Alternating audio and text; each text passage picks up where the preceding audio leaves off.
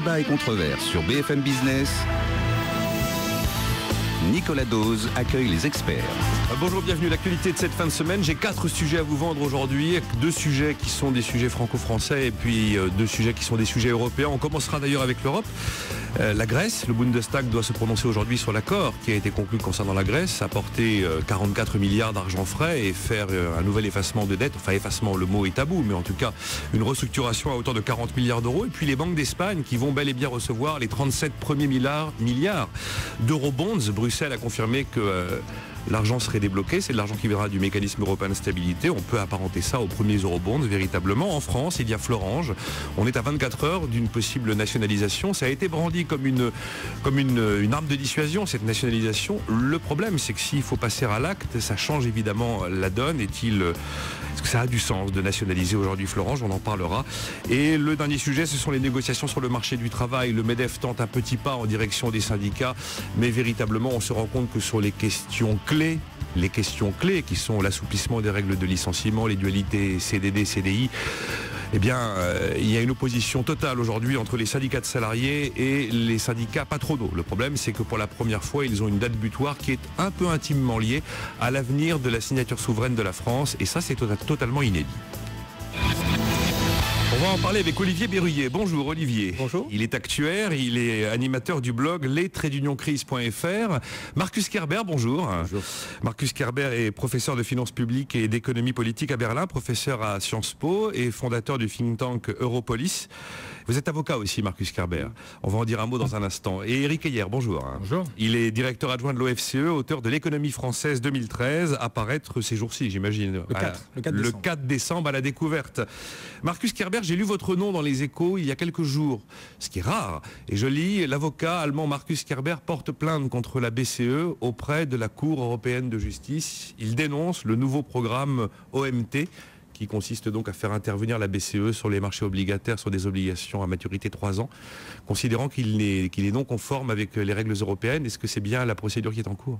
Oui, cette procédure est en cours et j'étais chargé par à peu près 5000 plaignants allemands qui sont réunis dans ce qu'ils appellent une coalition civile, toute opinion politique confondue, unis dans la volonté d'arrêter la dérive totale de la Banque Centrale Européenne, d'arrêter sa politisation, celle qu'elle a annoncée le 6 septembre par la décision de son conseil de faire un programme tout à fait particulier, c'est-à-dire de se déclarer prêt à acheter des obligations d'une façon illimitée, voilà, il y avait concomitamment avec une forte conditionnalité, c'est-à-dire on donne de l'argent ou on aide financièrement les pays qui en font la sur la base d'une promesse. Nous considérons, en effet, je l'ai toujours considéré, comme un contournement frappant et éclatant et évident et flagrant de l'interdiction totale et sans exception de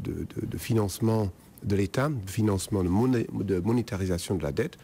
Pourquoi? Parce que, évidemment, la répartition de rôle entre la Banque Centrale Européenne et le mécanisme dit de stabilité européenne est net et clair. La Banque Centrale ne peut pas acheter directement sur le marché primaire. Oui. Et c'est pour cela qu'elle laisse ce rôle noble au mécanisme dit de stabilité européenne. C'est l'outil juridique qui permet de le faire, le mécanisme. C'est elle qui rachète par la suite sur le marché secondaire. Bon, c'est ainsi qu'elle essaye d'habiller un financement qui s'avère un contournement de l'article 123 du traité sur le fonctionnement de l'Union européenne, qui interdit très clairement que la Banque centrale européenne intervient sur les marchés pour aider le financement de l'État. Voilà. Donc j'étais d'ailleurs ce lundi en Slovaquie, où il y a la grogne. Il n'y a pas encore de coalition civile, mais il y a une protestation. Pourquoi? Parce que les Slovaques comprennent de moins en moins pourquoi eux, le membre le plus pauvre de la zone euro, doivent participer à tous ces risques, sans qu'ils puissent avoir un mot à dire dans tout cela. Éric Heyer, vous considérez qu'effectivement la BCE sort de ses gonds, enfin sort de ses limites, sort de son mandat, sort de ce qu'elle a le droit de faire? D'un point de vue juridique, peut-être, ça sans doute, et ça c'est l'avocat qui le dit. Moi je pense que d'un point de vue économique, elle a raison de le faire. Parce qu'on voit bien que le problème aujourd'hui, c'est que puisqu'on n'a pas, contrairement aux États-Unis, contrairement au Royaume-Uni, contrairement au Japon, une banque centrale qui joue son rôle de prêteur en dernier ressort, il y a un potentiel de faillite des États qui est non négligeable. Ça fait augmenter les taux d'intérêt dans des pays à risque, et le fait que les taux d'intérêt augmentent, c'est ça la catastrophe. C'est-à-dire que comment la Grèce, comment la Grèce peut arriver avec des taux d'intérêt aussi élevés, elle peut plus financer sur les marchés. De toute façon, elle ne se finance plus sur les marchés. Puisqu'on n'a pas cette protection, les États sont obligés de mettre en place des politiques d'austérité, mais qui sont inimaginables. Et ce qui me un peu rassurant, c'est qu'on voit que l'OCDE, dans son dernier rapport, est dire attention, vous allez trop loin dans l'austérité, ça devient du n'importe quoi. Le FMI a dit la même chose, donc des économistes qui étaient pourtant libéraux disaient attention, et qui disaient faites de l'austérité, maintenant ils disent vous allez trop loin. Et pourquoi on va trop loin? Il faut faire l'austérité. Mais là, vous voyez bien qu'on est en train d'être dans un cercle vicieux, puisque cette austérité casse beaucoup trop la croissance. Les multiplicateurs sont à 1,7, c'est-à-dire quand vous faites 1 euro d'austérité, vous cassez la croissance de 1,7, donc vous cassez vos recettes publiques de 0,8, et donc du coup vous n'arrivez pas à réduire vos déficits et vous n'arrivez pas à vos objectifs, donc vous remettez des plans d'austérité, vous recassez la croissance. La zone euro est la seule zone au monde en récession. Et donc on voit bien qu'une des possibilités, c'est de dire soit vous mutualisez les dettes, soit vous avez une banque centrale qui rassure les marchés en disant si vous rentrez sous le contrôle de la Commission, c'est-à-dire que si... Je comprends bien le problème des Allemands qui dit attention, si la Banque centrale joue ce rôle-là, on va lever la pression sur les pays non vertueux à le devenir. C'est pour ça qu'il y a ce contrôle. Vous vous mettez un peu sous tutelle de la Commission qui regarde bien si vous mettez en place une politique d'austérité, mais raisonnable. Le problème, c'est qu'on est devenu, dans les politiques d'austérité, déraisonnables et qui sont inefficaces. Ça, c'est vraiment une première. Hein. Alors, écoutez bien ce que M. Maire nous dit. Donc, c'est... Monsieur Éric Heyer, oui. Heyer, pardon. C'est le rôle de la Banque centrale européenne de protéger, de mettre les États à l'abri de d'une faillite. Alors, c'est absolument pas le rôle de la Banque centrale. Le rôle de la Banque centrale n'est pas fait et elle n'est pas destinée à... C'est ce que font toutes les banques centrales. C'est pas une assurance. C'est pas une assurance. Elle n'a jamais été conçue pour mettre un pays membre de la zone euro à l'abri du risque d'être en faillite. C'est ce qui pose problème. C'est ce qui pose problème en Europe. Nous constatons, donc, plus de 11 ans après la mise en vigueur de la zone euro, qu'il y a un désaccord profond, total et incompatible. C'est-à-dire qu'il n'y a pas de réconciliation entre votre position et la mienne, entre celle que vous représentez pour je ne sais pas qui, et celle de l'Hollande, c'est-à-dire des Pays-Bas, de l'Allemagne, du Luxembourg, de la Finlande. C'est-à-dire il y a la scission intellectuelle totale au sein de la zone euro, nous pensons, nous avons les traités avec nous, que c'est pas, et ça n'a jamais été le rôle d'une banque centrale, de mettre un État à l'abri du risque de faillite. Est-ce que la gravité de la situation que nous connaissons aujourd'hui ne justifie pas justement d'outrepasser cet article 123 du traité fondateur de l'Union européenne? Rien ne justifie la violation des règles. Parce qu'une fois qu'on viole les règles, on détruit la confiance dans ces règles. Si on s'est trompé dans les règles, on va changer les règles. Écoutez, on va changer avec les traités. Terminé, vous avez une extrême légèreté de traiter les règles. Et sur ce plan-là, nos mentalités sont tout à fait différentes. C'est pas ça, c'est qu'on peut se rendre compte au bout d'un moment que ça ne fonctionne pas. Si vous pensez que les politiques qui sont mises en place depuis 3 ans en Europe fonctionnent, d'accord, gardez vos règles. Si par contre vous apercevez, comme le dit le FMI, dit on s'est trompé, le FMI le reconnaît, l'OCDE le reconnaît, à peu près tous les économistes maintenant, beaucoup d'économistes commencent à reconnaître que les règles sont peut-être un peu trop rigides de ce point de vue-là. Est-ce qu'on ne peut pas les changer? Mais Eric, vous les changez d'une seule façon, c'est-à-dire que vous faites un sommet européen et vous négociez un changement des règles et vous les remettez à référendum comme ça a été fait, vous ne les violez pas en permanence comme ça se fait depuis 3 ans. Vous avez parlé tout à l'heure de violer les règles. Ne pas respecter l'article 123 qui interdit à la BCE d'intervenir et d'aider les États. C'est interdit. Le montage du mécanisme européen de stabilité est un montage juridique qui permet effectivement de l'achat sur le marché primaire, c'est une sorte de faux-nez finalement de la BCE. On est quand même d'accord sur le fond du Sud. Mais c'est pas une histoire de fauner. Quand on parle de non-respect des règles, tout à l'heure, Eric, vous avez dit oui, peut-être qu'on n'a pas respecté en droit. C'est sûr qu'on n'a pas respecté en droit. Nicolas Sarkozy l'a avoué dans son débat avec François Hollande. Il a dit très clairement, on n'a pas respecté la lettre des traités. Ça s'appelle une forfaiture, déjà, pour commencer, quand on ne respecte plus les traités. Si les règles ne sont pas bonnes, vous faites un sommet, vous convainquez les Allemands de changer les règles, et on fait ça en respectant la démocratie. On ne les viole pas en permanence. Cet article-là, ce point-là, a été fondamental dans l'adoption de Maastricht. C'est pour ça que les Allemands l'ont accepté. On ne va pas non plus s'essuyer les pieds dessus aussi légèrement qu'on le fait. Pour rebondir sur les deux autres points, bien évidemment, le problème c'est qu'on ne respecte pas les règles, alors on peut discuter est-ce que c'est bien, est-ce que c'est pas bien. Le deuxième point, fondamentalement, c'est que c'est dangereux de le faire.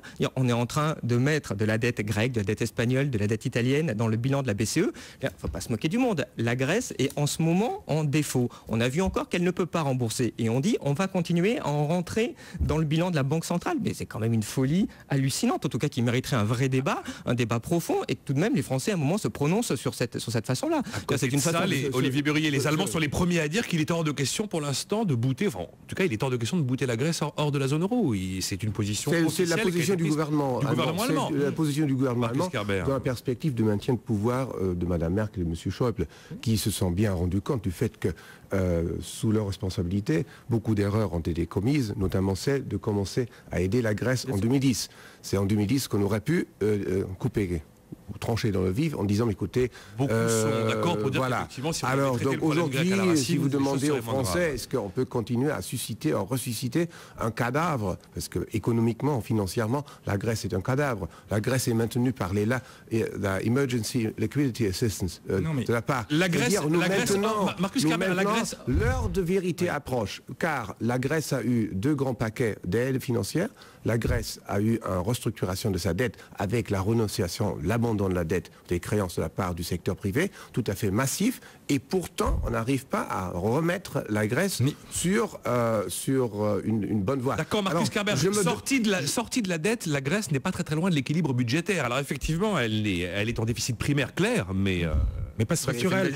Nous ne comprenons plus du tout les règles, et je pense que la Commission, qui était quand même parmi les M. Bouty, directeur général de la direction économique et financière, qui a voulu inconditionnellement aider et sauver la Grèce, il a tout intérêt à cacher où est allé tous ces fonds. C'est-à-dire, nous avons un véritable problème de transparence, et je souhaite, dans un avenir proche, la faillite de la dette soit déclarée pour que nous puissions faire la vérité, non seulement sur ce pays, mais sur la gestion de la crise grecque par la Commission de Bruxelles. Wolfgang Schäuble, pour la première fois, reconnaît qu'un manque à gagner est à craindre sur les 40 nouveaux milliards d'allègement de la dette grecque. Il parle de 2,7 milliards d'euros, mais le Bundestag devrait donner son feu vert a priori aujourd'hui. On pense que le SPD il y a la grogne. Il y a même dans les partis qui soutiennent le gouvernement, il y a une grogne qui augmente, parce qu'on ne peut pas, pendant 3 ans consécutivement, tromper les députés. Oui, mais le Bundestag n'est pas au service de la réélection de Mme Merkel dans son ensemble. Il y a quand même 620 députés. Il y a 600 députés qui se manifestent d'une façon de plus en plus nette et claire. Net et clair, aujourd'hui, il y aura plus de 311 voix en faveur de l'accord sur la Grèce. Oui, parce qu'il y a une discipline au sein du groupe parlementaire des gouvernements qui veut se maintenir au pouvoir. Éric Heyer, allez-y. Tout à l'heure, Marcus Kerber a parlé de divorce intellectuel. Vous avez entendu qu'il n'y a pas moyen de se mettre d'accord. Bah oui, non, mais il est là le drame, hein. Mais c'est pour ça qu'on patine.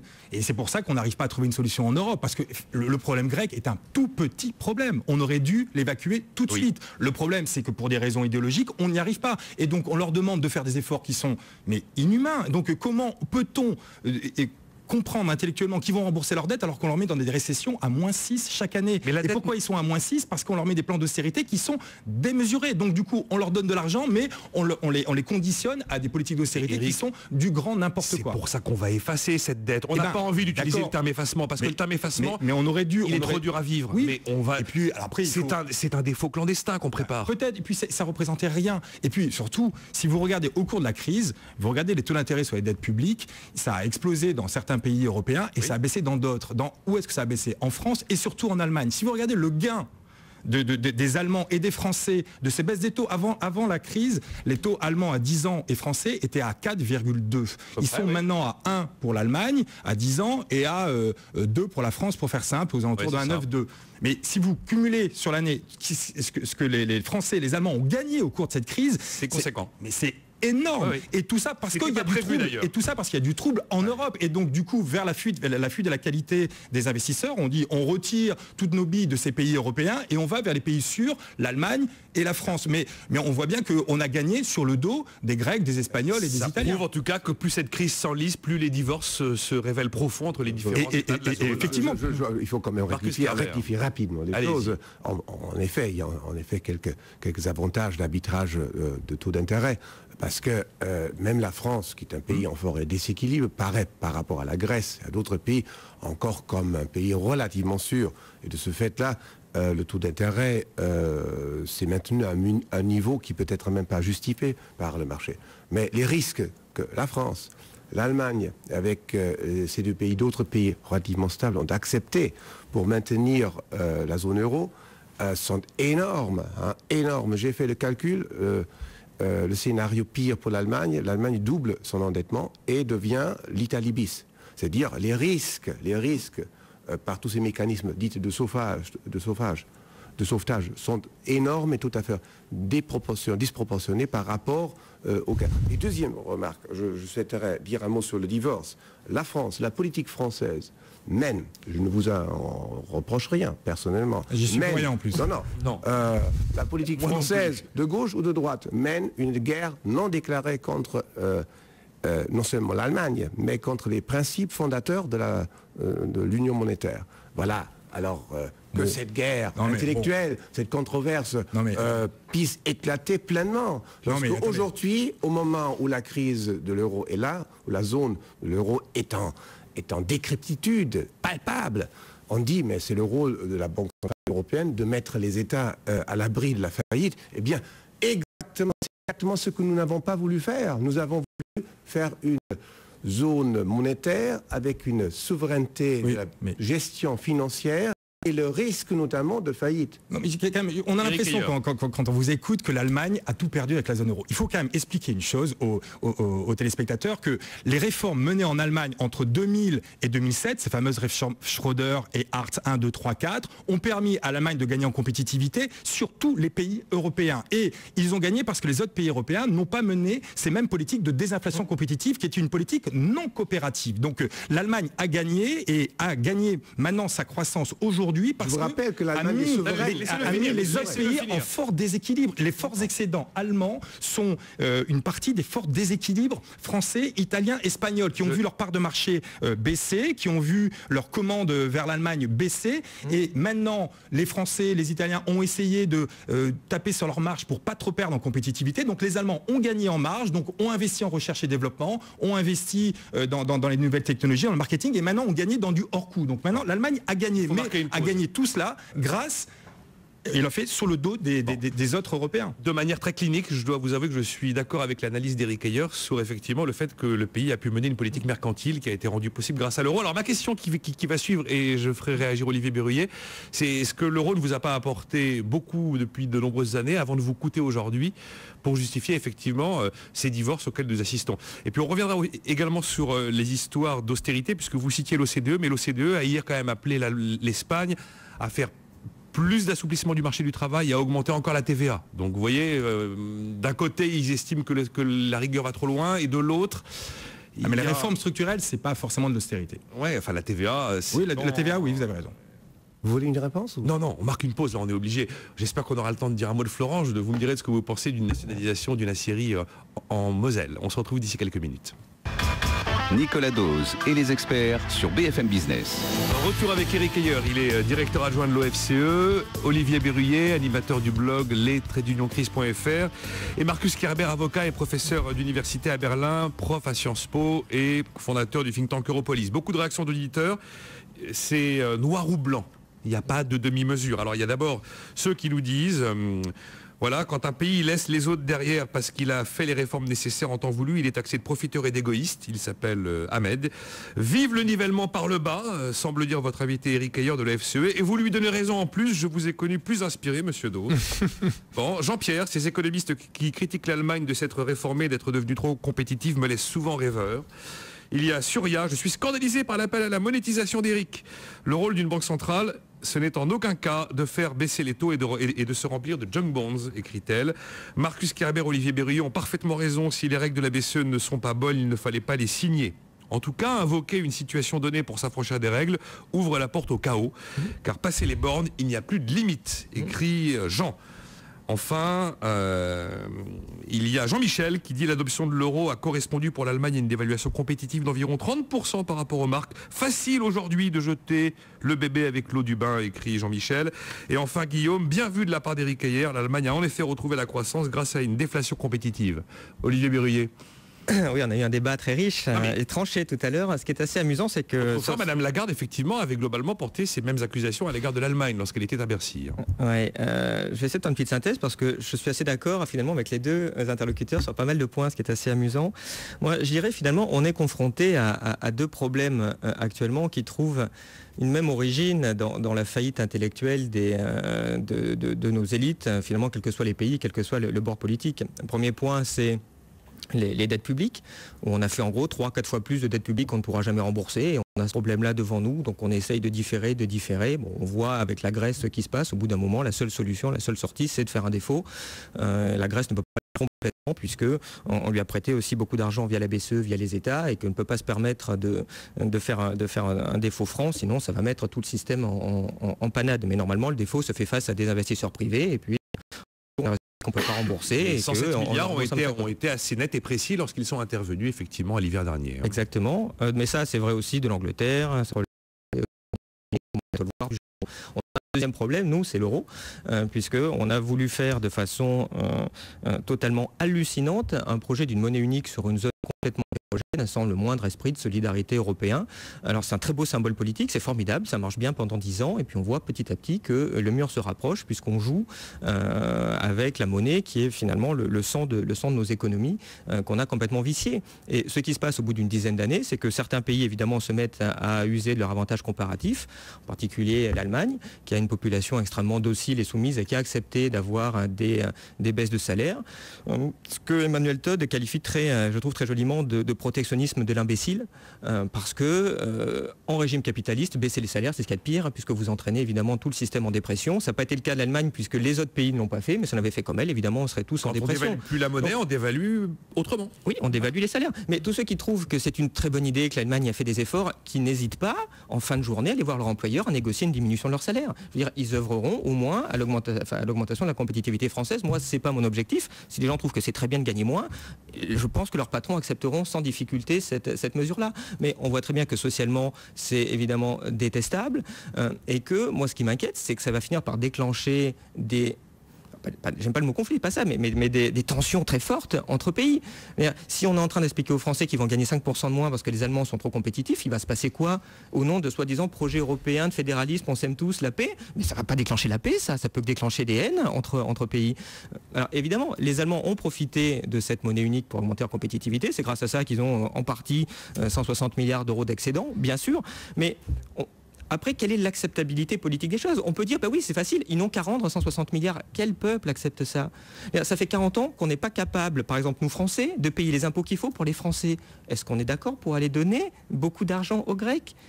Au soi-disant, parce que c'est important que les Grecs aient une monnaie. Mais c'est quand même dingue. Une monnaie à la base, c'est quelque chose qui est censé aider l'économie, servir l'économie. Maintenant, on en a fait une contrainte et on a nos gouvernements qui passent les 3/4 de leur temps, non pas à s'occuper du chômage ou de l'industrie française, mais à s'occuper d'essayer de maintenir la monnaie parce qu'on en a fait un veau d'or qu'il faut sauver à tout prix, alors que monétairement, c'est une imbécilité. Il y a à peu près jamais dans l'histoire de monnaie qui a survécu entre pays différents pendant plus d'une dizaine ou d'une quinzaine d'années. Enfin, ça regorge d'échecs pitoyables, ce qui est normal. Parce que pour que la monnaie survive, il faut qu'il y ait une solidarité énorme. Des solidarités énormes, il n'y en a aucune. On a vécu depuis une vingtaine d'années, c'est assez amusant, une décrépitude de la notion d'État. L'État est le problème, il y a trop d'État, il y a trop de dépenses publiques. Donc vraiment, on a quelque part vomi, je trouve, l'État en tant que gouvernement, mais on s'aperçoit aussi que la conséquence, c'est finalement vous attaquez l'État en tant que notion géopolitique. Aujourd'hui, la plupart des pays ont d'énormes problèmes avec des régions entières qui veulent quitter le pays parce qu'elles ne veulent pas être solidaires à l'intérieur du pays. La Catalogne est à 2 doigts de quitter l'Espagne. l'Allemagne. L'Écosse fait bientôt référendum sur l'indépendance. L'Italie du Nord aime pas beaucoup l'Italie du Sud. Il y a à peu près que la France qui a gardé quand même un vrai corps, je dirais, Vous êtes un pays modèle. Vous êtes un pays modèle. Non, l'Allemand aussi de ce niveau-là. Vous êtes un pays du monde modèle. Je vous admire. Ah, mais il n'y a aucun modèle là-dessus. Notamment l'État français. Mais écoutez, demandez aux Français si vraiment ils trouvent l'administration française tellement exemplaire. Écoutez, il n'y avait pas que ça, Marcus Kerber, dans les propos d'Olivier Berruyer. Ils étaient beaucoup plus vastes. Toute une conférence. Et d'abord, il y a un mot qui m'a beaucoup choqué. La population allemande est docile. Elle a bien voulu accepter une baisse de salaire, l'appauvrissement social, et de ce fait, la compétitivité de l'Allemagne a rejailli. Vous avez une notion tout à fait loin de la réalité, de la morale, du courage des Allemands et de leur capacité de protestation. L'Allemagne, sous le gouvernement socialiste, a, avec beaucoup de courage, et je parle en pleine connaissance du cause, parce qu'à cet égard, M. Schröder, que je connais depuis ma jeunesse politique, a eu le mérite d'initier des réformes dont il n'a pas pu récolter les fruits politiques, parce que c'était pas tout à fait populaire, mais il a rendu beaucoup plus difficile l'installation, ce qu'on appelle l'installation dans le chômage à long terme. Et aujourd'hui, non seulement les chômeurs à long terme ont beaucoup de mal à justifier leur statut à long terme, mais le pourcentage de la population qui travaille a augmenté. C'est-à-dire nous avons un effet tout à fait positif. Ces gens-là ont cherché du travail et il y a du travail. Deuxièmement, la compétitivité allemande ne repose pas sur des salaires bas. Les salaires en Allemagne restent les salaires les plus élevés au sein de l'Union européenne. Ce qui rend la compétitivité de l'économie allemande, c'est la qualité de ses produits et son sens commerçant, son sens d'exportation. Si vous parlez avec l'ambassadeur de la Chine ici à Paris, mon camarade de promotion, Kung Chuang, mais vous lui demandez ce qu'il pense du sens commerçant des entreprises françaises et de son appréciation des entreprises allemandes. Et c'est de ce fait-là que s'explique en effet le bon exploit de l'Allemagne, nation exportatrice, sur des marchés aussi importants que la Chine. Alors, tout le reste, cher monsieur, je dirais, je suis navré de constater que dans une situation où l'Allemagne s'expose à des risques pour sa souveraineté fiscale énormes et uniques, pourtant, il y a des voix comme la vôtre, que je prends très au sérieux, qui en font le bouc émissaire de toute cette situation. Pas le bouc émissaire. Alors, attendez, j'ai jamais dit ça, Marcus. Nous avons voulu faire l'union monétaire tout en gardant la souveraineté des pays, des nations, pour la politique économique et fiscale. C'est cela qui est arrivé. Alors, l'Allemagne a fait un effort, les autres ne veulent pas faire d'effort. Voilà. Oui. Alors le résultat, et voilà. Non. Et la France reste totalement paralysée par son refus de réalité, par son refus de réforme. Et si ça continue comme ça, et si vous misez encore sur l'État, eh bien, vous aurez la facture. On a une négociation clé, justement, sur la réforme du marché du travail, qui patine un peu, mais enfin, qui est ouverte. Éric Heyer, réaction, allez-y. Oui, enfin, on ne peut pas complètement dire que c'est uniquement la qualité des produits allemands qui font la compétitivité. Sinon, les réformes Hartz et Schröder, qui n'ont pas du tout joué sur la compétitivité, mais uniquement sur le coût du travail, n'auraient servi à rien. Donc vous voyez bien que la balance commerciale allemande était déficitaire au début des années, à la fin des années 90, avec la qualité des produits allemands. Et elle est devenue excédentaire au moment où vous avez baissé le coût du travail par les réformes Hartz. Et dire que les salaires sont aussi élevés, c'est vrai en moyenne. Sauf que ce qui s'est produit, c'est que dans le cœur, l'industrie, effectivement, les salaires sont élevés, et quand on regarde les coûts salariaux et qu'on les compare à la France, ils sont identiques. C'est dans la périphérie. Vous ne pouvez pas quand même occulter du fait que la pauvreté a explosé en Allemagne. Il y avait un taux de pauvreté qui était inférieur au taux de pauvreté français. Il est maintenant 3 points au-dessus de la France. Donc certes, vous avez baissé les chômeurs, mais vous avez créé une pauvreté. Et la pauvreté, c'est les salaires à 1 € de l'heure, c'est les mini-jobs avec une durée du travail extrêmement faible. Quand on dit qu'en France, on est pays qui travaillent le moins, c'est faux. L'Allemagne, en moyenne, travaille moins parce qu'ils ont un temps partiel. Ils ont 35% des salariés à temps partiel qui travaillent beaucoup moins qu'en France. Donc en moyenne, il y a effectivement des salariés qui travaillent beaucoup et des salariés qui travaillent très peu. Donc du coup, c'est grâce à cette baisse de compétitivité, encore une fois, ça a permis dans un premier temps à l'Allemagne de gagner en compétitivité prix et ensuite à la compétitivité hors prix parce que ça a permis de dégager des marges et donc effectivement l'avantage allemand ça a été de réinvestir en recherche et développement dans le marketing et maintenant effectivement ils ont des vrais gains. Alors est-ce qu'on devrait faire comme eux? Oui. C'est ça la question. Mais alors oui, mais comme disait Olivier, si on va voir son boss et qu'on lui dit payez-moi. Attention, si on le fait tous en même temps, c'est-à-dire qu'on demande maintenant aux Français, aux Italiens, aux Grecs, aux Portugais, à tout le monde, sauf à l'Allemagne qui l'a déjà fait, de faire comme l'Allemagne. Mais l'Allemagne, ça a marché parce qu'ils étaient le seul à le faire et que ça consommait. Mais pas du tout. Mais vive la concurrence des politiques entre les États. Fait une monnaie vive la concurrence sur l'intelligence de la politique économique des États, les uns et les autres. Il n'y a aucune intelligence à baisser les salaires. Il faut beaucoup d'intelligence pour réformer le marché du travail. Quelqu'un peut le faire comme ci, un autre le fait comme ça. Laissez les États faire de la concurrence. Il est certain que si on a effectivement des ajustements très violents et simultanés dans l'ensemble des pays, l'ajustement en Allemagne n'était pas très violent, pas du tout. Il n'était pas simultané avec le reste de l'Europe. Pourquoi est-ce qu'il faut le faire d'une façon simultanée? Eh bien parce qu'on est tous là face au monde. On nous demande de le faire tous. On nous demande de faire. L'Allemagne ne vous demande rien. Oui, mais Marcus, l'Allemagne accorde. Mais non, mais on parle pas de l'Allemagne. On parle de la Commission européenne qui demande d'être. Vous parlez tout le temps de la gouvernance économique. On ne veut pas la cartélisation de la politique économique et financière. Olivier Berrier, on referme ce procès France-Allemagne parce que j'ai quand même d'autres sujets. Oui, mais non, Marcus, juste un point. Je comprends votre position. Vous avez raison. Après tout, on peut dire les États font ce qu'ils veulent, chacun fait sa politique, et puis on voit ce qui se passe. C'est d'ailleurs extrêmement logique. Et j'ai pas accusé l'Allemagne. Tous les pays le font. Tous les pays ont été égoïstes et tous les pays ont dit on va essayer de se débrouiller tout seul.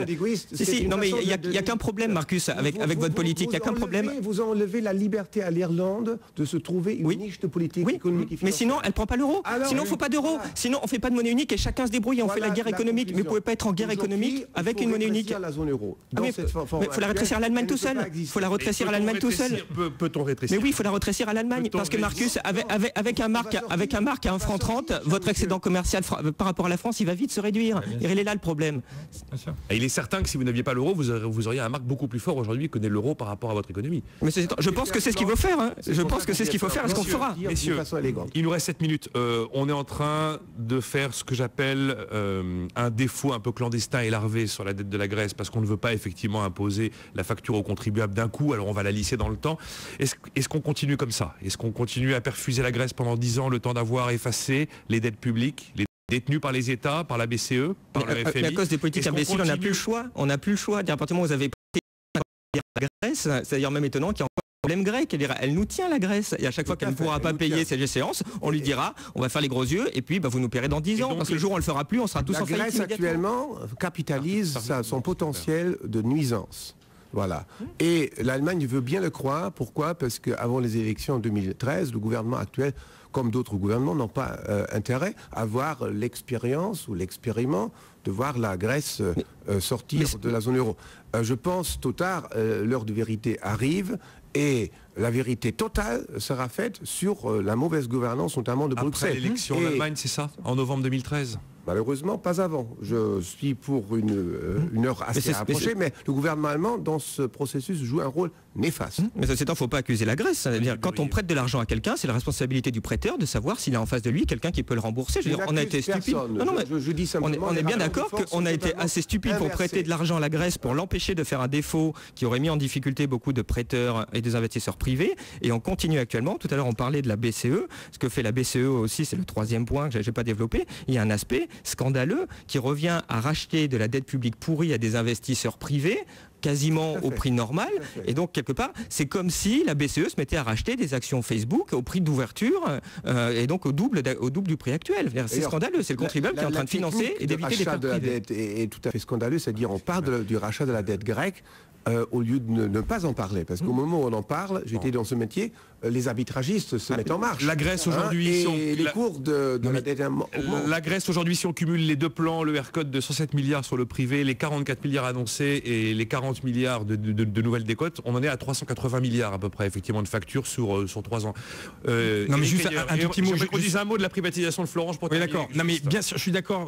On a fait une erreur, mais on oublie de dire qu'en même temps, on a demandé on a fait une politique d'austérité qui était aussi complètement absurde. C'est-à-dire que si il y avait une chance que la Grèce rembourse, c'était si elle faisait de la croissance économique. En les asphyxiant, il était logique qu'elle ne puisse jamais rembourser. Et donc, effectivement, il ne fallait pas prêter l'argent avec des conditions aussi dures de politique d'austérité et le faisant tous ensemble. Et sur l'Espagne, Eric, où on met 37 milliards avec des exigences drastiques sur les banques. Bankia va fermer une agence sur 3 et supprimer un salarié. Supprimer un emploi sur 3. Là, je pense qu'effectivement, il faut relire le dernier rapport du FMI qui nous explique que les multiplicateurs en Espagne sont au-dessus de 2. Ça veut dire quoi au-dessus de 2? Ça veut dire que quand vous faites 1 euro d'austérité, vous faites 2 euros de croissance en moins, et donc puisque les prélèvements obligatoires sont de 50%, ça fait 1 euro de recette. Donc ça veut dire que cette austérité ne permet pas de rembourser et de stabiliser le déficit, de le faire baisser, et ça ne provoque que de la récession. Donc si on continue à prêter de l'argent en mettant une politique d'austérité, c'est de l'argent perdu. Les 37 milliards pour les banques d'Espagne qui n'avaient pas la compétence pour utiliser les produits financiers qu'elles ont utilisés, qui se sont gavés de crédits immobiliers totalement insolvables, quoi, on les livre comme ça, sans en plus surendetter le pays, puisque c'est le mécanisme européen de stabilité. On fait des eurobonds pour renflouer des banques, les recapitaliser, sans savoir véritablement dans quel état elles seront dans un an ou deux. De toute façon, on ne peut rien renflouer, on n'a pas d'argent nulle part dans aucun pays. On fait que de la dette, que de la dette supplémentaire, on rajoute de la dette à de la dette jusqu'au moment où arrivera le triste épisode où on va passer toutes les pertes sur des investisseurs privés. Vous avez dit, on a fait une erreur avec la Grèce. Le problème, c'est qu'on a fait 50 erreurs dans la gestion de cette crise. La question, c'est jusqu'à quand? Et Nouriel Roubini a très bien synthétisé ça en disant si vous faites de l'austérité, c'est game over, et si vous ne faites pas d'austérité, c'est game over aussi, puisque ces dettes ne sont pas remboursables et on ne veut pas voir la vérité en face. Il nous reste 3 minutes. Quelle est votre réaction à l'idée que nous pourrions nationaliser une aciérie que Guy Dolé lui-même avait présenté comme vouée, quoi qu'il arrive, à la fermeture? Alors Marcus, en 2 mots, ce débat sur la nationalisation en France, vu de chez vous. Premièrement, je suis très triste pour les salariés et je suis très critique avec le groupe Mittal. Vis-à-vis du groupe Mittal, ces méthodes sont connues et on se charge de ces méthodes d'une façon assez tardive. Bon, la recette nationalisation, c'est une non-recette. C'est pas la solution. Ça montre l'impuissance du gouvernement face à une situation qui de fait se présente d'une façon très pénible, à la fois pour les salariés et pour le gouvernement. Il y a une urgence sociale là, donc il faut trouver une solution dans le week-end. Tout à fait. Mais la nationalisation n'est pas une option.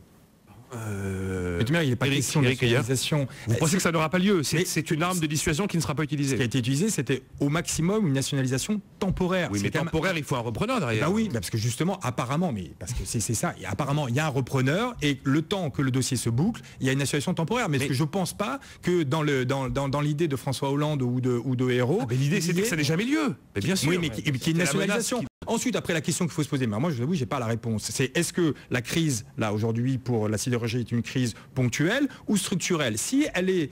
mais parce que quand même, l'acier, c'est le rythme de l'acier est franchement marqué avec le rythme de la croissance. Absolument. Et donc, si ça repart pas, si la croissance ne repart pas, effectivement, la nationalisation, non, il faut juste permettre aux salariés de sécuriser leur parcours professionnel et de les reclasser ailleurs. C'est tard, il aurait fallu s'y prendre il y a 10 ans. D'accord. En 2000, Arcelor avait dit que de toute façon c'était voué à la fermeture, ce site de Florange. Et même le rapport Schuman en 53 nous disait au moment de la communauté du charbon et de l'acier, la sidérurgie sera déclinante avec les années. Mais mieux vaut tard que jamais. C'est-à-dire commençons tout de même à essayer de sécuriser le parcours professionnel des salariés. Vous croyez vraiment qu'un sidérurgiste sérieux serait capable de reprendre ce site après une expropriation de son précédent propriétaire? Parce que globalement, si on le nationalise, ça revient à exproprier Mittal de la partie qu'il ne veut pas vendre. Et moi, j'en sais rien. Non, je suis d'accord. Arnaud Montebourg nous a annoncé il y a 2 jours qu'il y en avait un qui... Mais le russe Severstal, qui était le plus gros cité, qui était jusque-là en lice, mais aujourd'hui, il n'y a plus de nom officiel. On a juste un montant, 400 millions d'euros, qui est d'ailleurs aussi le montant qu'Arnaud Montebourg a évoqué pour une potentielle nationalisation.